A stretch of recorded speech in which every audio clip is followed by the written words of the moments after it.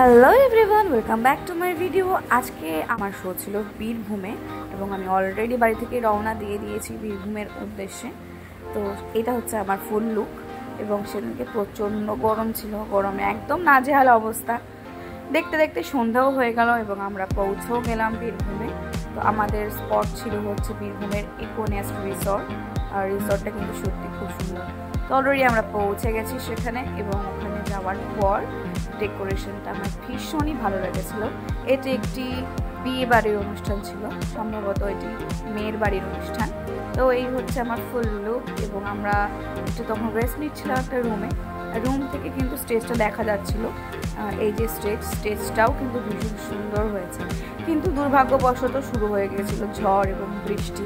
তাতে কিন্তু ওয়েদারটা ভালোই হয়েছিল। শুরু হয়ে গেল অনুষ্ঠান, শুনে নাও আমার গান।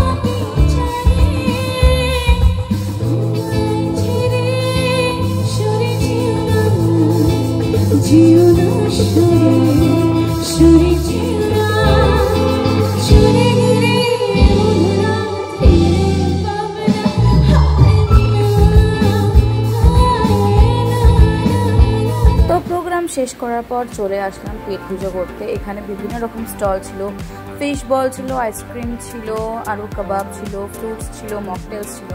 সবগুলো খাওয়া সম্ভব হয়নি, তাই যে কটা পেরেছিলাম সে কটাই মোটামুটি একটু ট্রাই করেছিলাম।